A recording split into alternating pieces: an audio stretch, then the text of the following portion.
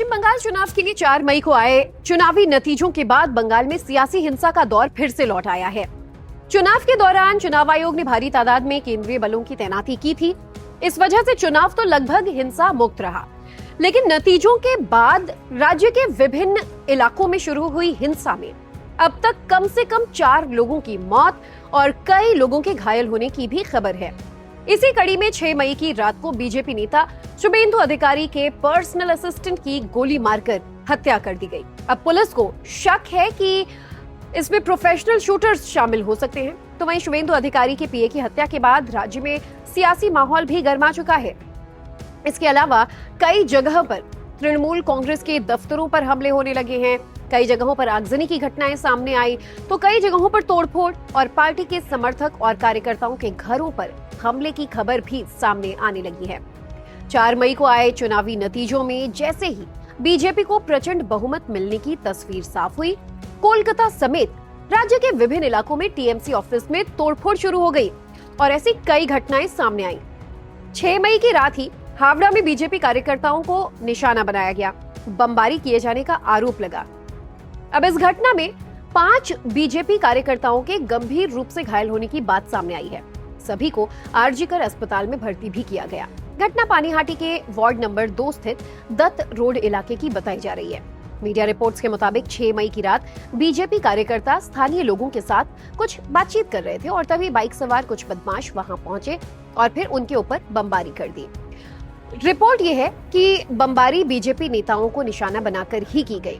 तो वहीं 7 मई को हावड़ा के शिवपुर इलाके में एक झुग्गी बस्ती से धमाके की खबर सामने आई।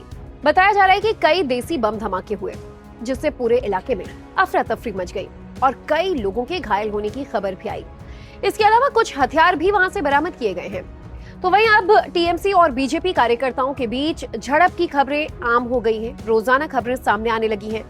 हावड़ा के बीजेपी अध्यक्ष ने इस घटना को लेकर क्या जानकारी दी, चलिए आपको सुनाते हैं। जनता पार्टी का संख्यालघु माइनॉरिटी मोर्चा का जो जिला का हावड़ा सदर जिला का जो प्रेसिडेंट है, कन्वीनर प्रेसिडेंट है हमारा सिकंदर खान, उसका घर में आज तृणमूल का जो दुष्कृति मुस्लिम कुछ लोग आकर के बोरे, उसका नाम है, उसका दलबल आकर के उसका घर में बम छुरा है, गोली भी चलाया था। उसका क्यों, उसका लड़का क्यों भाजपा का होकर के कैंडिडेट को जो एजेंट 273 बूथ में वो एजेंट बैठा हो, क्यों बैठाया, बीजेपी का एजेंट क्यों हुआ है, इस सिलसिले में बोल करके हमला चलाया।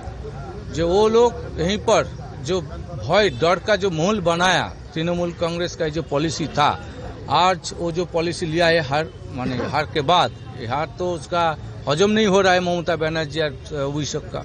अभी जो वो जो स्ट्रेटेजी लिया है मुस्लिम लोगों को सामने देकर के हिंदू लोगों का ऊपर एवं मुस्लिम जो भारत माता का जय बोलता है, जय श्री राम बोलता है, उसका ऊपर वो हमला चलाने का जो प्लान बनाया, तो ये प्लान से काम कर रहा है।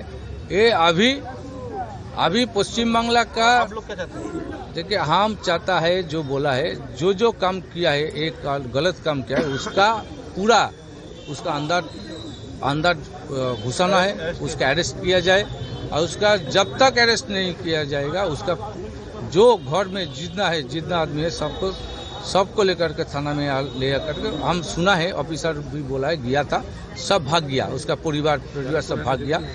तो वो लोग भी हमको बता दिया, जो पुलिस का जो ऑफिसर है। कितने लोग घायल हुए आपके भाजपा समर्थक? ये हमारा जो है 4-5 आदमी तो घायल हुआ है।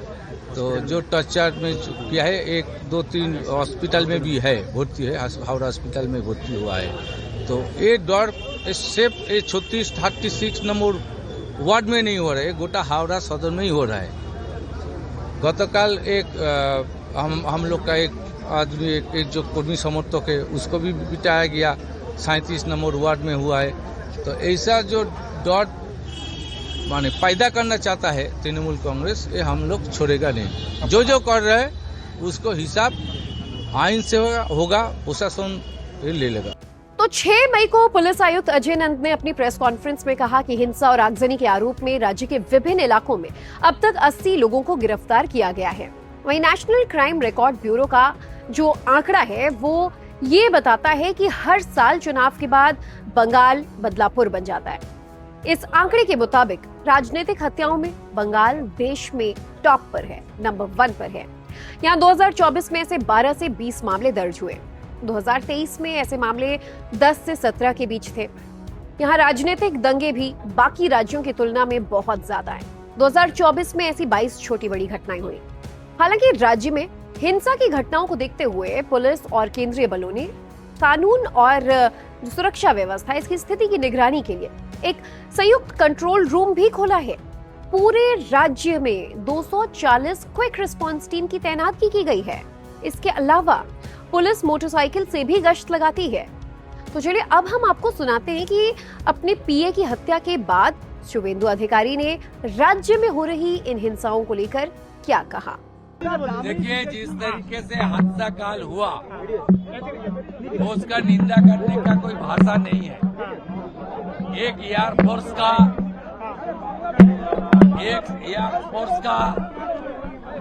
10 साल एकांत रात को मर्डर करने के लिए एक ही वजह है, वो बीजेपी का शुभेंदु अधिकारी का एग्जीक्यूटिव असिस्टेंट है। और शुभेंदु ने हाल ही जो चुनाव हुआ, नतीजा आया, भवानीपुर में ममता बनर्जी को हराया, यही कारण हो सकता है। इसका कोई बात नहीं है।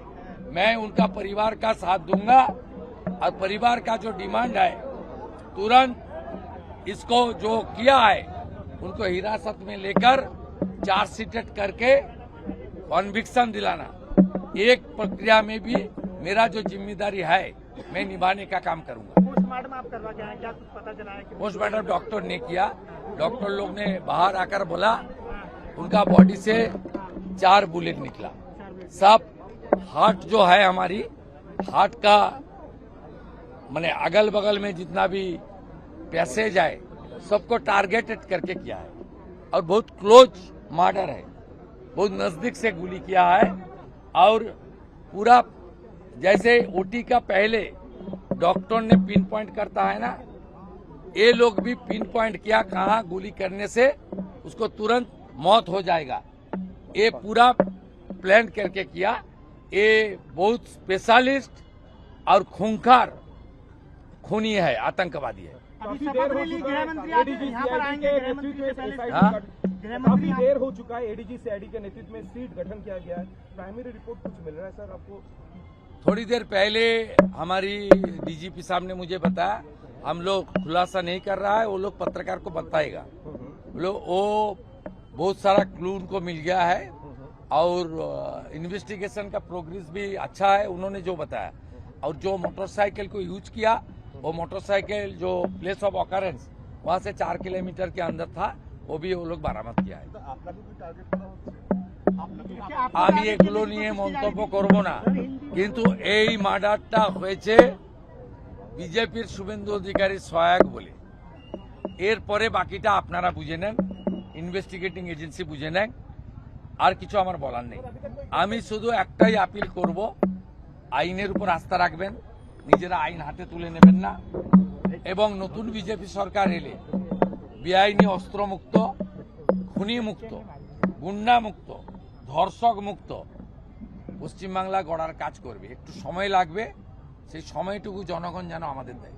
गृह मंत्री ने कहा था कि उल्टा करके सीधा कर दिया, क्या लग रहा है कि आगे की वो कार्रवाई होगी जिस तरीके से बंगाल में लगातार जो तस्वीरें सामने? देखिए, इस तरीके से हालत पहले उत्तर प्रदेश बिहार में भी था, वो हालत आज बदल गया है। बीजेपी जब चार्ज ले लेगा तब गृह मंत्री जी ने जो सार्वजनिक सभा में किया वो काम कानून के अंदर धीरे धीरे साबित होगा। 2019 থেকে বারবার আপনার উপর টার্গেট হয়েছে, গাড়ি ভাঙতে হয়েছে, আপনার আত্মসহায়ক করে দেওয়া হলো। এগুলো আমি নিয়ে কি বলবো? এই টার্গেটগুলো মানে বিরোধী রাজনৈতিক দলের উপর এইভাবে টার্গেট প্রথম থেকে 19 থেকে আমরা দেখে আসছি।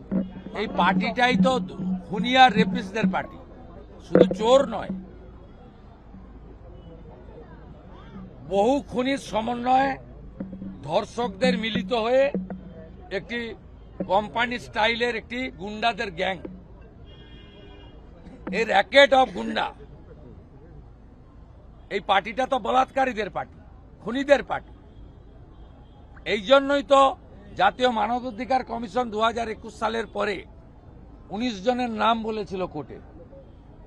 এই 19 জন যদি জেলে থাকতো এই খুনগুলো দেখতে হতো না।